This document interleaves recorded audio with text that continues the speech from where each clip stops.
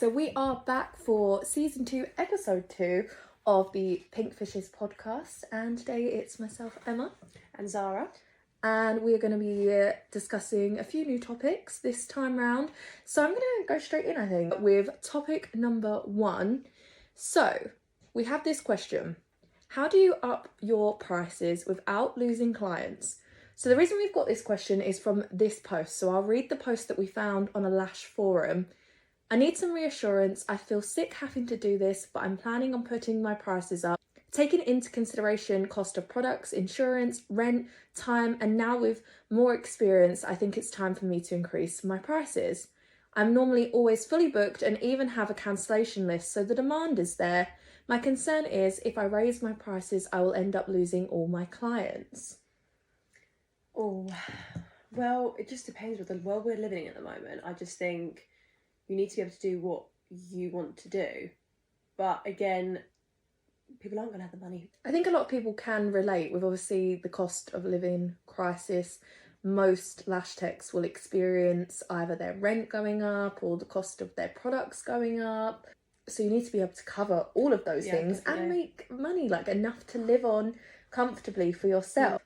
But I'm guessing though, if them clients do really, really like you, then they'll stay with you, I think. Yeah, so let's have a look at what some people in the comments have to say. So the first one I've got here is that lashes are a luxury. So if people want them, especially from an experienced lash tech, they should pay the additional charges. You could take that in two ways, I think. I think, yes, lashes are a luxury if you can afford them, or if just depending on what your financial living is at the moment. Or on the other hand, yeah, they are expensive to buy and keep, so I think obviously price will be a varying factor for many of your clients. Not everyone though. I don't think everyone will care about the price. Some people will just care if they love their lashes and they won't care what the price is. So I think upping your prices, you do have the possibility to lose some clients, but I don't think everyone, because they are a luxury, like they're not a necessity. I mean, for some people, and I completely understand that from a maybe mental health aspect, some people like the confidence that they get from lashes, and so for some people it will be more important to get their lashes done than others. But I think overall you obviously could get by without your lashes, or you could stretch out your infills, or there's alternatives, like there's other alternatives than having lash extensions.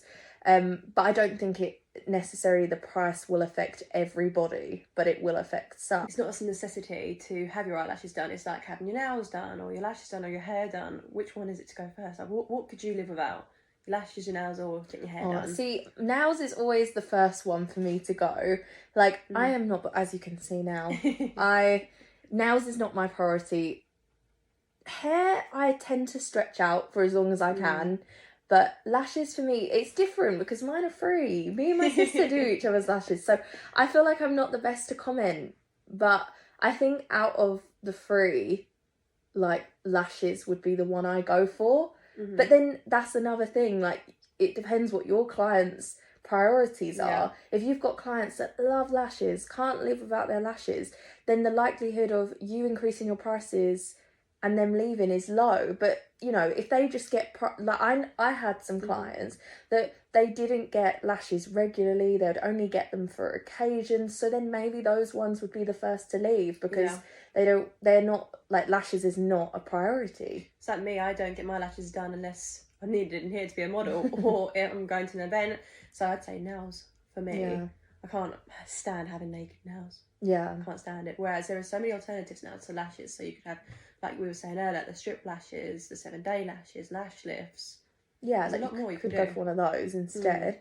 So then we've got some other comments. So by charging more, even if you do lose some clients, the extra income from the increase will make up for the clients that you could lose and just take on new clients, especially as you mentioned you have a waiting list, which I think is a very good point.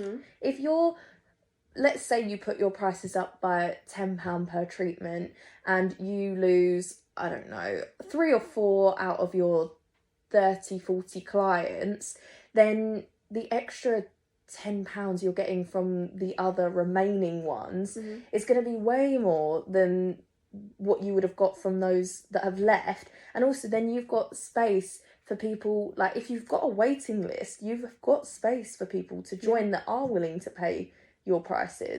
Or you could take it the other way though, if then people then think, oh, actually they're waiting for you to let them in, but then you've increased your prices, or they found someone else who's cheaper by then.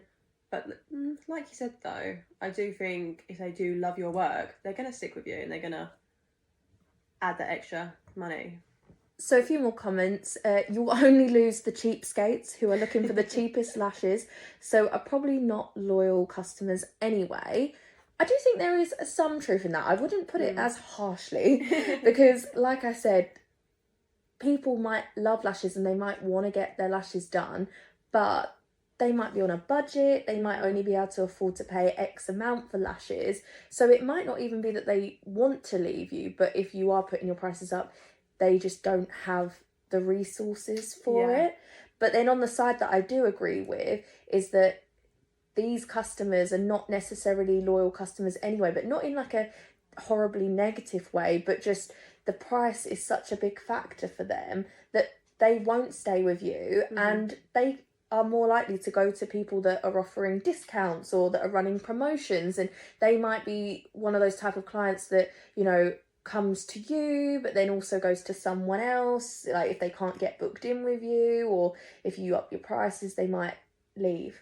Some other things on here that are good to note is that you do find that the UK lash prices are already much lower than prices abroad, such as America, Canada and Dubai. And like we've experienced this, like we went over to Canada for Lash Fest last year, and I couldn't believe the amount that they charge over there in comparison to here for lash extensions. Because I was going to get my lashes done in Canada, and then I was like, I'm not paying that much money. Do you remember how much it was? Oh, I think it was one girl down the road, I think it was about $120, I think, just for a Russian. A full set of Russians, $120. I went, yeah. Can't justify Whereas that. here it is much lower, which is like, it could be a bad thing for obviously lash techs in the UK, because a lot of the time you're undervaluing the work that you're doing and you're charging less. But it is hard when there is a larger market, I think, here. Like, there's a lot of competition. 100%. And you are competing to sometimes stay competitive in your prices. And sometimes you're competing, though, against the wrong people. Like, for example, even in my area, there might be, I probably know of at least like 7 or 8 different lash techs. And although you're all competing, you're not really, because you're all at different stages. Yeah.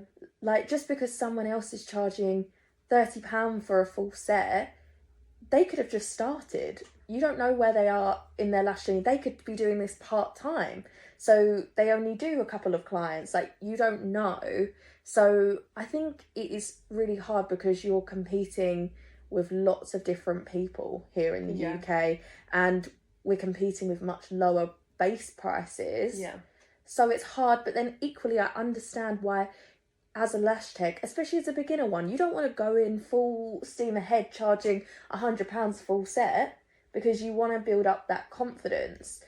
So I think here in the UK, it's just that there are more lash techs. So because there's more people competing, that's why the prices are lower. So really, probably we should all up our prices, but it takes your time. It's really like lashing, the process of it, buying the products and getting your clients to come in, the social media aspect of it. Why shouldn't you up your prices? But at the same time, I do understand 100 and whatever pound it was is steep for something that's going to last in the lashes 2-3 weeks. Yeah, see, I don't know. I think, like, even in the UK, you can charge that, but because it's not the norm, that's why people don't. Yeah. Like, I think you could, and I definitely think the service and the time and your skills is worth that. I think even more, you could charge more than that, but there's so many other factors, like all the competition in your area, like the availability to lashes is much higher here. So it is hard. It's hard to increase your prices as quickly as maybe in other countries. Some other comments we have here is you could try increasing in small increments, i.e. like £5 increase each year. I could see where that's coming from, because then it's not a shock to everyone straight away. So if you are going to rise it, then, but at the same time, what's the chances of that one person staying with you? Well, I guess it's quite high, because if you're going to be loyal to your lash tech, that £5 not going to be massive, is it? It's a hard one, because I think small increments, like you say, like people wouldn't really even notice it as much. So like you could even do less, like £2 or £3. But then I think you've got to be careful not to, like, is that going to affect you enough? £5 a year extra, like if quite you think, yeah, it's quite a long time. And like if you think of like things like inflation, etc., like you are technically going to be then earning less than what you did the year before. Who knows? Even with putting your prices up. Yeah. We've also got here, lash techs are allowed to make as much money as they want. They aim to make money, not just do this for fun. Any other business doesn't have a limit on how much you can make, so why should lashes? You go, girl. I like that comment. I think this is true. I think it's almost like people have this stigma that you should only charge enough to sort of cover all your costs and then make a bit of a living for yourself. But why can't you make hundreds and thousands? Like in any other profession, it would be fine. Like if you were like working in like a financial institute and you made hundreds of thousands in commission, you wouldn't be seen as like ripping off your clients. So why is it that in lashes it feels that way? You could charge hundreds for your lashes if you are good enough and you've got the clientele. Technically, I think you could make as much as you wanted if you marketed it right, if you developed your skills enough, like any profession. If you became like the top of the game, I think your earning potential is unlimited. Maybe you just need to look at the clientele that you want. For example, why not make yourself a celebrity eyelash stylist, you know, or maybe you become a mobile one, so like you could go do weddings abroad and stuff and be specific, get paid the more money for the harder jobs almost, or the ones where like it's very specific, like you go to this place for that person, because I'm sure people would pay like a lot of money to have you like fly out to Spain for their wedding day or something and do their lashes. But it depends what you want from it. Or you could just have a client base that come to you even, but it's the clientele that you're looking for and that you're going for. And I think the way you can achieve to get that clientele is by like obviously the more marketing you do, like the social presence you have, the pictures of your work. If you're going and doing lash courses and you're coming to all the lash events and things, you're going to get a bit better reputation, more well known, and then you can become almost like one of the well-known people in this industry. Yeah, definitely. We have some more comments on this particular topic. So, increasing your prices could even gain you clients, as you can show confidence, and some people don't go for the cheapest lashes as they don't trust them. That is very true. I didn't think about that actually. Because if someone's charging, I don't know, 30 and someone's charging 60 in that area, the same area, then that makes you think, what are they doing differently? Although they could be the same level, which one are you going to go to? Yeah, I think sometimes putting up your prices can show that, you know, I've been doing it a bit longer now, I'm more confident, my sets are great. And like you say, for any sort of aspect of beauty, not everyone just goes for the cheapest. In the hair industry, normally when you go into a salon, they'll have different amounts you pay for the different level of stylist. So if you're having a junior stylist, you're paying like the cheapest amount. But if you're having the senior head honcho like stylist, you're paying double, triple, because you know that they're going to have more experience and you know / hope that you're going to have a better set of hair after it. So I think the same should be true for lashes. Like, just because you up your prices doesn't mean that people will lose. It could actually be a reason for people to come to you. Yeah, it's like a steak if you think about it. Yeah. Say if like you're going to go into a butcher's, like a really nice bit of expensive bit of steak, or you've got your Aldi. Sometimes they taste exactly the same. Who knows?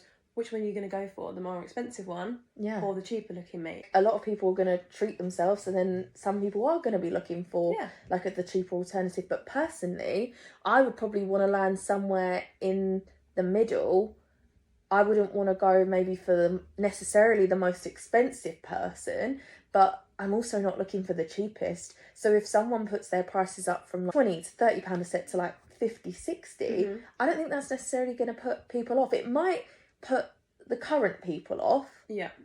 Like their current clients, but then you're looking for new ones. You're looking for the ones that want to pay a bit more, and not all of them will go. I don't think all of them will go. No. But like always, there are a few people against putting up your prices for different reasons, or not necessarily putting them up, but like how quickly, etc. So this first comment is, don't get greedy. If constantly upping your prices, it's hard for customers to remember what you charge, and it's just blindly making more and more money. I do see that a little bit, because I think if you're just putting your prices up every month or every 2 or 3 months, one, your customers are going to forget what they're paying you for their treatments, and second, it could just look like you're wanting to make more money, because sometimes, although you shouldn't have to reason to your clients why your prices are going up, like you shouldn't have to be like, oh, you know, because I want to earn more of a living, or because I want this. But equally, I think once you might let it go, twice, but if it's like the third or fourth time in a year that your treatment's gone up, you might go, oh, why all the rises? Yeah. And it would annoy me personally if it was constantly going up. I'd rather there be like one big jump or one big change. Then it almost feels worse having all these small bits. Like, let's say you put your prices up by £15. I would rather that than going up 3 times by £5. Although it's the exact same, it just get on my nerves, because I'd go and have an appointment and then they'd say like, oh, you know, this time it's £30, then next time I come, oh, this time it's 35, and this time it's 40, and this time it's 45. It's not giving you that choice, is it really? Like, you could just leave, say if they put it up £15 then and there, you've got the choice if you want to pay that more, or you can leave. But every time you go back into the salon, it's going up and it's going up and it's going up. It's not giving you that chance to be like, oh, hold on a second, I'm actually paying a lot more than I used to, and I could be going somewhere else, not jumping all the time. And sometimes you might want to pay in cash, and then you've not brought the right amount. I find it embarrassing enough. I always, before I go and get a treatment done, I look up what I'm paying. So whether it's in a salon, whether it's at a home, whether it's someone coming to me, I will find out the price of that treatment before I book it, and I will have the money ready, whether it's bank transfer, cash, whatever it is. So I would hate the feeling of not knowing what it's going to be next time I go. And even if they did update me, I think it'd be annoying to get updates. So next time you come in, it's actually going to be more. And then the same thing next time, and the same thing again. Other factors you should consider before just upping your prices, i.e. your local competition and the market. Your location will have a big impact on what you can charge, and your current clientele, what are they like? I think this is true. I think depending on where you are in the country can affect what you can charge. Again, I still think you can break that barrier. If you're really good, you're really confident, if you've got the demand, I don't think you're limited, but I do think these things can have an effect. If you're in a major city like London, you've probably got a larger population of people, maybe more demand, easier to get new clients, people charge more because rent's more, etc. People just expect to pay more. Whereas if you're in a local village, prices might be lower. People, it's like, I've been in a local village and I've got few people, I reckon, who do lashes, maybe 1, 2, 3, maybe including myself. So obviously there is a more demand for lash techs, and obviously they don't want to be going further out and travelling. However, so that's where you could put your price up if there's not many people around you. But then also, I don't like putting my prices up because, we are a small community. We haven't got much around there, so there's not a lot of money in it, really. I feel like you do it more for the community, or more like the love about it, really. So another comment here is, make sure you are confident and happy with the prices you are charging by looking at the quality of your work. Sometimes you see beginners charging £50 for the first lot of full sets that they do, which could look unreasonable as they are still practicing. When charging less, you are less likely to have complaints or refunds, etc. Whereas if you are charging more, people will expect more from you. I have seen this before. I have seen people like train and then straight away are charging £50, £60 for full sets. Now, I'm not saying you can't do that. I'm just saying, like, sometimes I've seen the quality of the work and I don't think it matches up to the price. Because I think £50-60, I don't think that's a lot for lashes. No. But I think it's a lot for if they're not right yet. Like, if you're still applying slightly wrong, or you're not getting full coverage, or you're taking a longer time to do the treatment. I think as soon as you've passed, you think, okay, I'm a lash tech now. Well, you're a lash tech, but they think, I'm the best at what I do. I'm a lash tech. But then they forget that they still need a few more people, a few more dummy runs, a few more bit of practicing. It's hard though, isn't it? Because you want that money straight away, because lashing is a good job to have, I think. But I think they just want it then and now, and don't think, oh, I can wait a little bit and build my clients up first. That's the main part. You need to be building that. You don't want to be charging that £50-60 straight away. You need to be able to get a few customers, say you're new, and say I'm going to be charging this, and then they will be going up. That's what I did. I said I'm going to be charging this to start off with, and then I'll put my price up and then put a post out. Yeah, like, I would have no problem. I think if someone said, like, right, I'm going to be charging £50-60 for full sets, but I'm doing an introductory offer for the first 10 clients, it's going to be £25, £30, like half price or whatever, then I think that's more reasonable, because you're then going to get some pictures of your work so that you can show others. You're going to be able to practice a few, hopefully, different styles, and practice doing work on a few different eyes, because people have different shaped eyes. Yeah. You're going to be able to have a bit more experience. You might come across a few more issues, because you don't necessarily come across everything in that one training day. Then it's almost like you're not upping your prices. It's just that introductory offer's gone.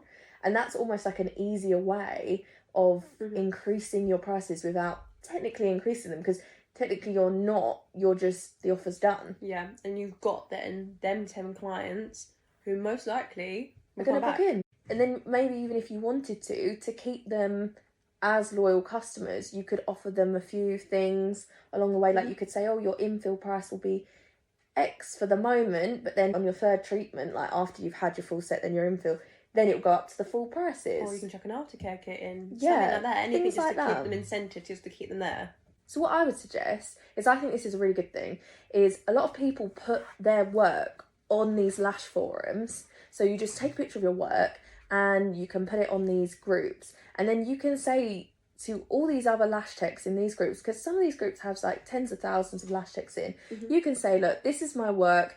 This is how long I've been doing lashes. This is how much I charge. I'm thinking of putting my prices up to this. What do you think?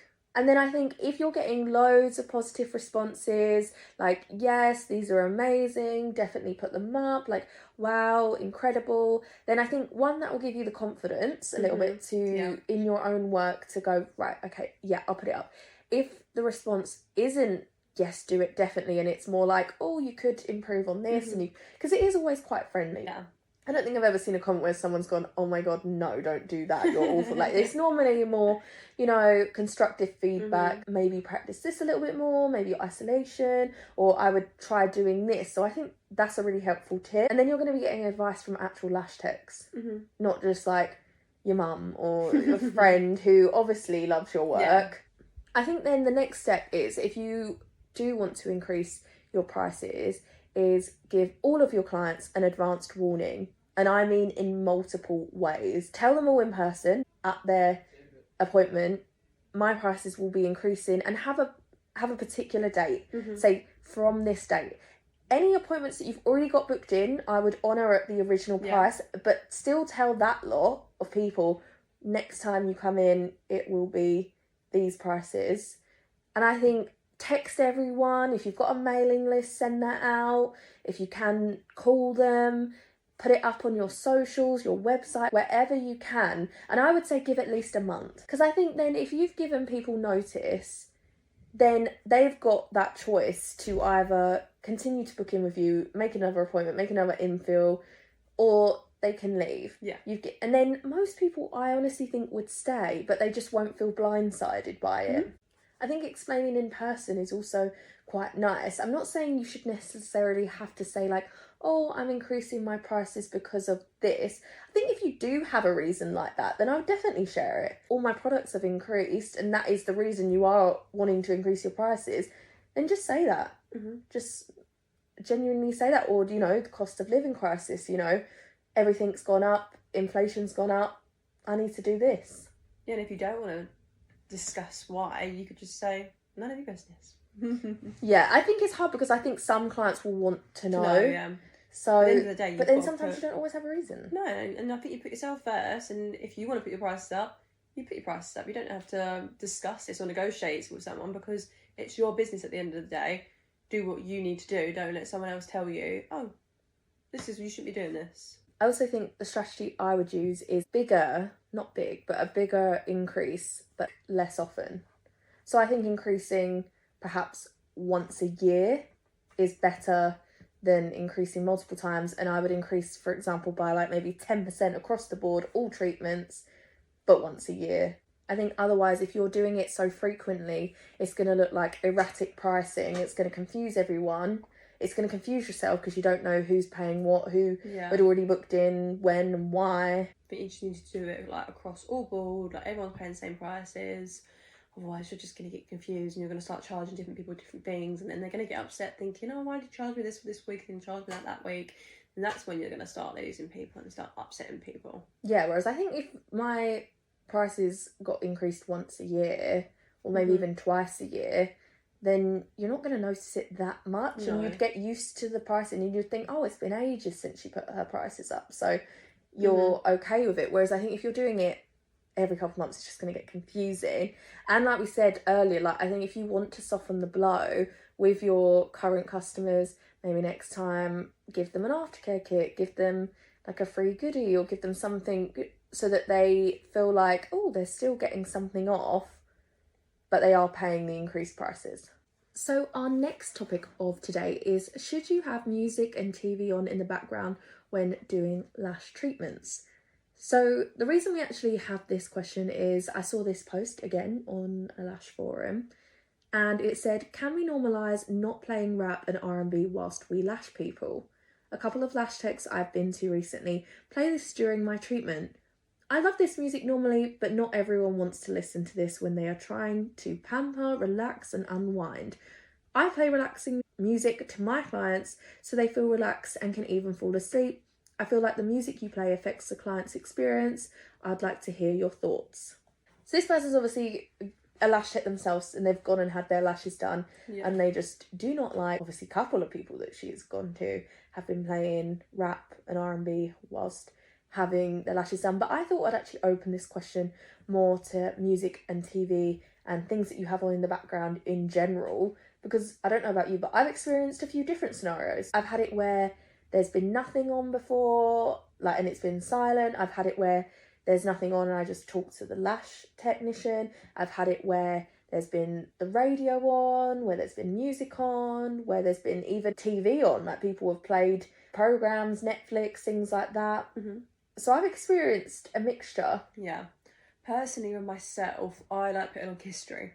Yeah. That's my go-to. I say, Alexa, put on history, but I put it on the other side of the room just so it's not too loud, it's not too in your face, and also so you can have a conversation as well. I like to have quite upbeat and happy music so that then we can get the conversation flowing, or if the person doesn't want to talk, then they can just lay there and just listen to quite good music. It puts me in a good mood, listening to happy music. If I was sitting there listening to relaxing music, I would be like, is it finished yet? Falling asleep. Yeah.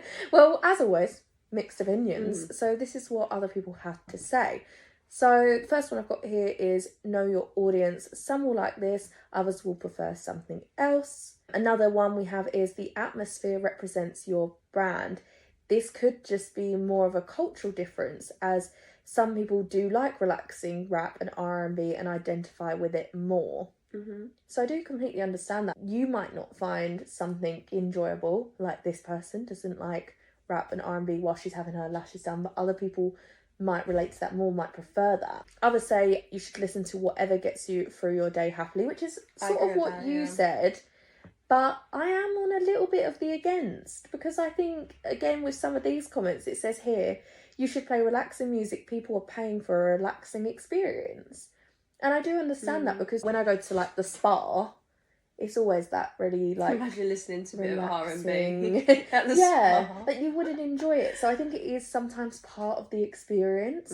It also says here the customer is the one paying, so they should have what they like as part of their experience, which I think is true. I think maybe you should be asking that person what they like and finding their preference. Yeah, because personally, when I lay down and don't have anyone else, my stomach rumbles.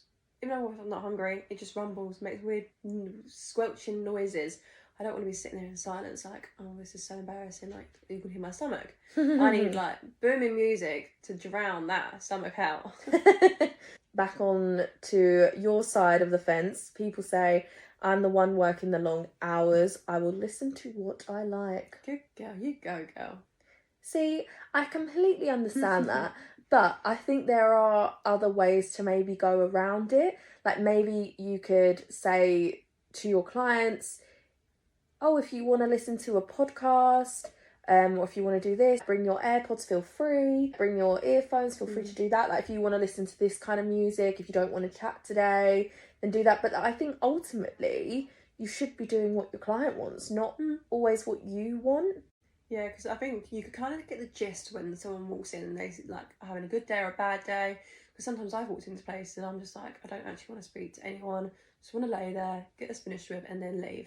So then the way of going around about this, you could that your client walks in and you can say, oh, how are you feeling today? And then just kind of base it off that they've had a good day or they've had a bad day, if they're being really chatty with you. And that's how I think you're going to judge the situation. We do have some more agreeers with you, of course. You've got some people that say they love upbeat vibes in the salon. I guess it could be like a motivator. If you've got loud, pumping music, it could just feel more energetic, could feel more lively, more busy, more full. Especially if you are in like a salon environment. If there's loads of you doing lashes, not just like one-on-one, you might want it a bit louder so that if you're having conversations, they're not being like overheard by everyone. And also, if you're doing things like, you might not just do lashes in the salon, there might be other things like some people might be getting their nails done, some people might be getting their hair done, so you want something that's going to keep sort of everyone upbeat, happy, entertained, especially if it's like have you been, you know, where like the salons, sometimes where I get my hair done on a Saturday, you can have cocktails and things while you're getting like your hair done, so like you might be going for more of that vibe where you want it loud and everyone's excited. And especially if it's a Saturday, like a lot of people might be getting their lashes done or their nails done or their hair done for going out that night, so it's like getting them in that mood, pre-party mood. But then I don't know if that can correlate to if your appointment is on Monday morning, do you still want that loud music? I'd say because you can't go around to everyone in the salon and say, what kind of music do you want today? Because everyone in that room is going to have completely different music tastes, or maybe they've all got the same music taste. But I think getting you through on a Monday, if you're sitting there on a Monday getting your hair done and you've got some, I don't know, some Adele on, some really sad music, and you're sitting there like, oh, I've still got one more week and then it's the weekend. But then if I had some lively music, I think I'd be like, yeah, it's going to be a good week. Yeah, I do think you have a point in terms of it is harder to make everyone happy if you're in like a group environment. Like if you're in a salon environment, I think it's easier one-to-one to make the preference for the client more of the important part, if that makes sense. So I understand if you've got 7 or 8 people all having their lashes done at the same time, you're not going to please everyone. So then I think you've got to go with almost like a mainstream Spotify hot hits UK, like you know, like very easygoing, basic. I think it's just safer. It's the safer option. Songs that everyone knows, etc. Not too dull, but maybe not too crazy and out there. I think that's your safest bet. But I think when you are one-to-one, you can make that experience that bit better.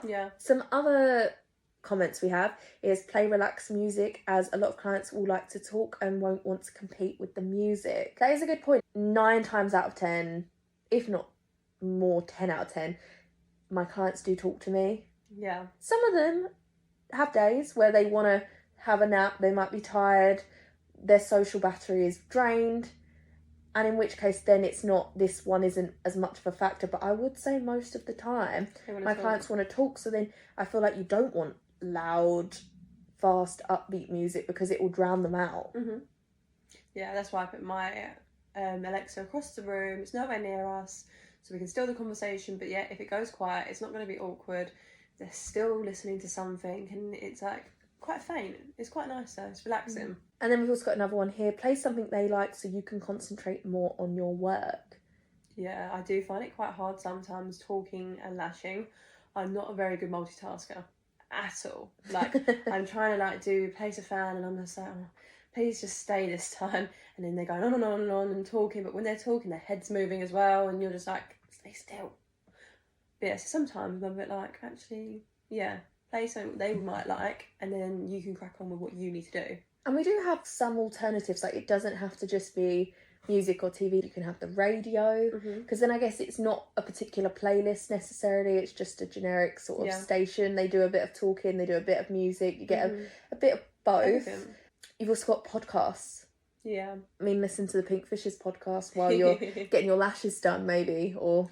Yeah, I think the only real issue with podcasts is that you're not going to be able to have a conversation, because when I'm listening to a podcast, I can't have a conversation with someone and listen to that as well, because I'm trying to take in that person speaking, and I don't want to miss anything about it, because you might miss an important part, whereas music, it's the same old thing. You're going to hear a bit of a song and that's it. I guess so. That would solve your problem, is that you can't multitask. If your client's listening to a podcast, like let's say they like the Girls Bathroom podcast, I quite like that one too. I could pop it on, they could be listening to it, and I could just be getting on with my work.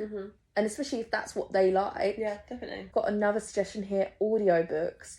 This person said, I listen to the Harry Potter audiobooks. So I think this is where you need to be careful, because I'm not sure I'd want to sit there. I couldn't do that. Listening to the Harry Potter audiobooks every time I go for a lash appointment. No. And I love Harry Potter. Nothing against it. I think that would do my head in. I think if you were going for audiobooks, you'd need to make sure it's like a book that they would want to listen to. I think that's hard, because not everyone likes the same sort of genres of book. But then I guess it could be the same said about music. It's that, to me, it's like, I'd rather put on a movie in the background, surely. Like, because then you can hear the actors, people. I just couldn't listen to a book with the same monotone, one person just reading a book to myself. I'd rather put the Harry Potter series on, or not the series, the movies, and then actually listen to Ron Weasley and Harry Potter speaking. But then I guess the thing is with audiobooks is they describe what's going on. So when you're having your lashes done as the client, you can't actually see what's happening if you're putting just a movie on, whereas with the audiobook, they're describing it more. I think there's two different ways you could go around that. But then also, personally for me, I wouldn't want to leave a book half finished. I'd be like, oh, what happens next? That's really annoying. Like, I've now listened to 2 hours of it, but I don't get to hear the ending. Imagine if you haven't got Kindle or something, and you've got like, so I've got to wait till my next appointment to listen to it. And it might not be that episode anymore. And by then the last bit's finished. Yeah, that is true. I've never really thought about that. Or the same with, I guess, a podcast. Like, you could listen to it, get really into it, and then think, oh, I've got no way of like listening to it now. I do quite like listening though to like the crime dramas.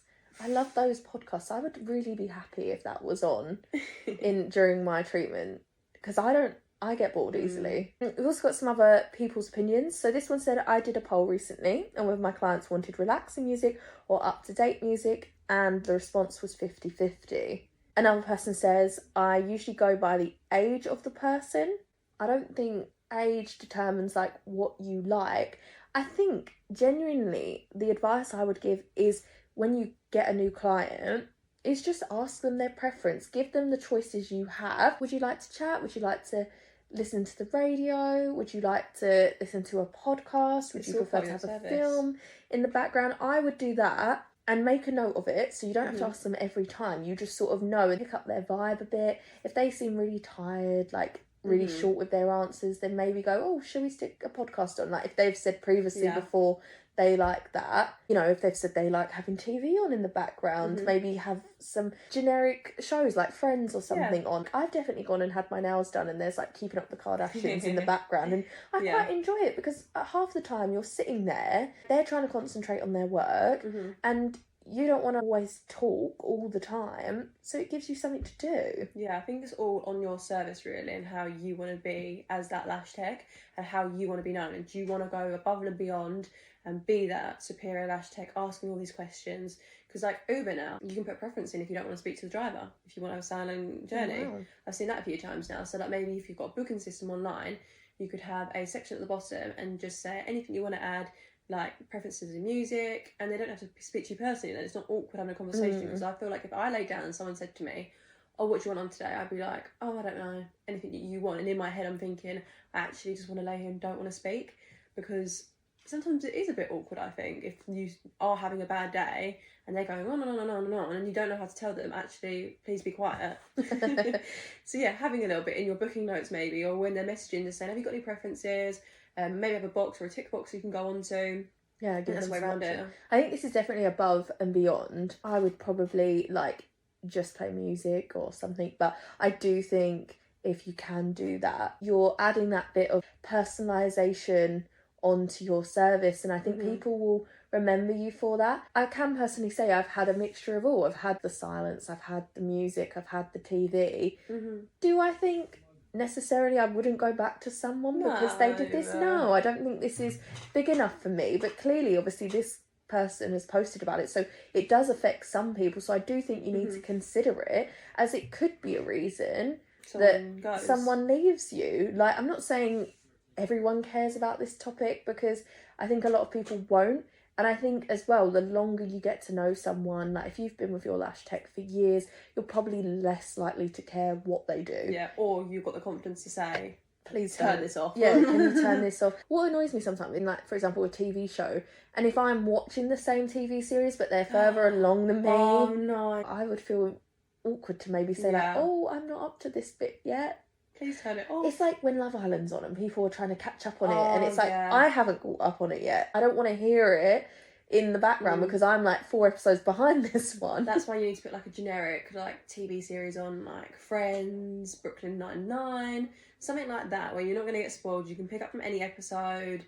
It's just an easy watch. Because I wish in some ways I'd been given that option in the past, because then I would feel less, because I wouldn't just, I don't think, rock up to my lash appointment and stick my AirPods in. No. But if the lash tech had said to me, "Oh, you know, if you want to listen to a podcast, if you want to listen to any of your own music, you don't feel like chatting at any appointment, then honestly just feel free. I won't find it rude. I'll just get on with the lashes." Like, then I think it's good, because then that would work for both the lash tech and the client, because then the lash tech can have whatever they want going on in the background. I think just wording it in the right way is key, because you don't want them thinking like, "Oh, she doesn't want to talk to me. She doesn't want to talk to me today. She just wants me to put my headphones in and shut up." It must be hard for lash techs as well, have social battery that runs out. If you've been lashing all day, the last thing you want to do is be more social and be like just chatting to them the whole time. So maybe by the last one, if you've done like 5-6 people a day and you're on the 6th person, you're like, actually, you know what, I want to listen to what I want to listen to, just to get me through it and make sure my work, because you want perfect lashes.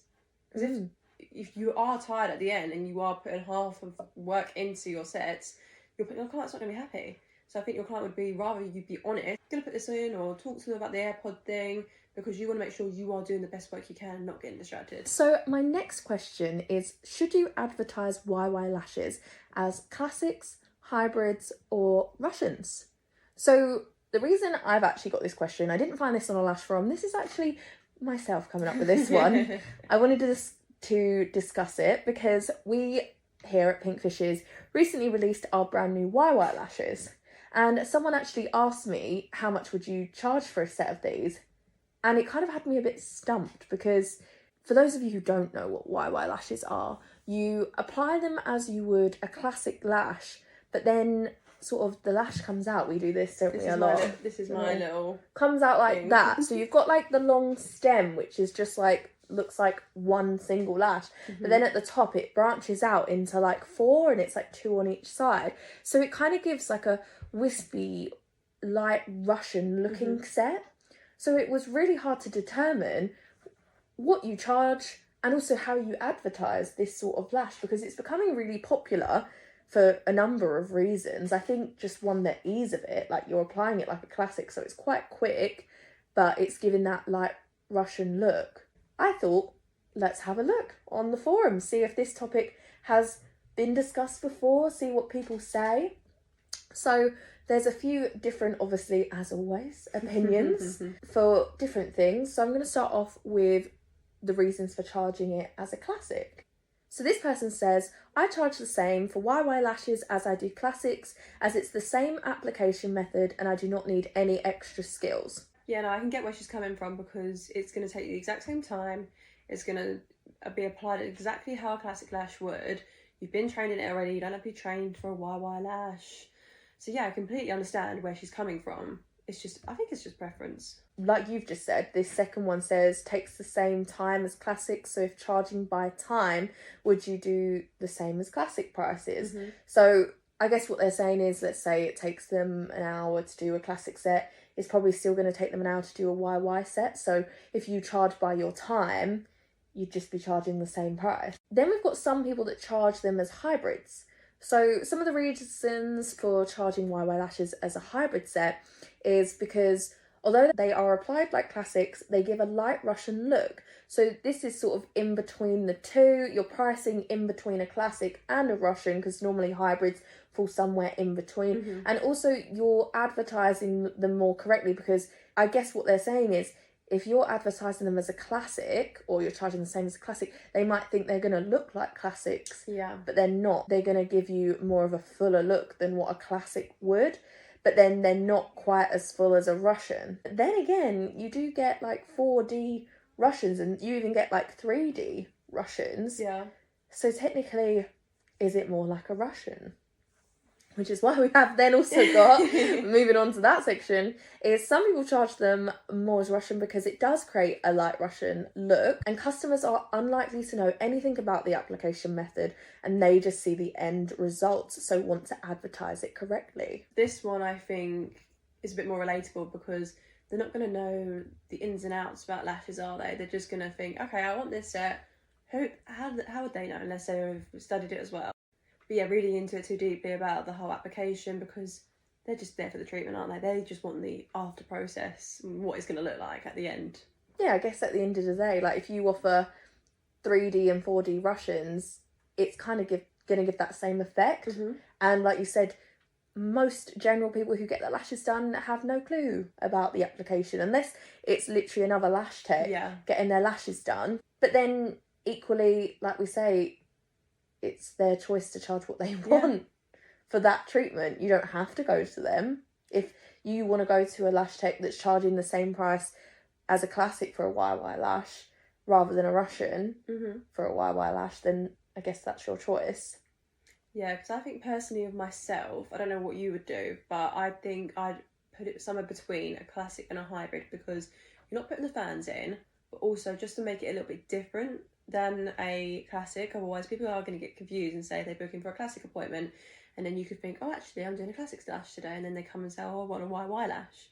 So I think it needs to be somewhere in the middle, or maybe, I don't know, £5 more or something. Like if you're charging to put a pop of glitter in there, or some heart to cows or something, just adding something just a little bit extra on top of that just gives it a bit of difference, and they're also going to have a more fuller look. Yeah, I think like there are definitely reasons for charging more for YY lashes. For example, here we've got the thickness is 0.07, so that's a Russian lash, so I would charge for a Russian set. Yeah. So I do see the logic that this person has applied to this. They've sort of gone, oh, do you know what? Well, it's a 0.07.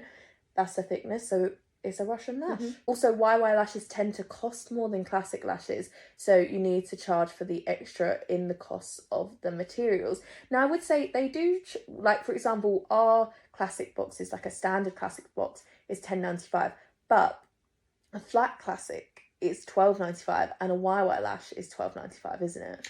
Yeah. So technically our flat lashes and our YY lashes are the same, but our standard classic lashes are slightly cheaper than the YY. So the difference, I would probably say, if you're getting Pinkfishes lashes, isn't going to be that much, because you can get quite a lot of sets from the box of YY lashes. How many sets do we reckon? There's 16 rows. How many rows would you say you use? 1.5? Yeah, I'd say about 1.5.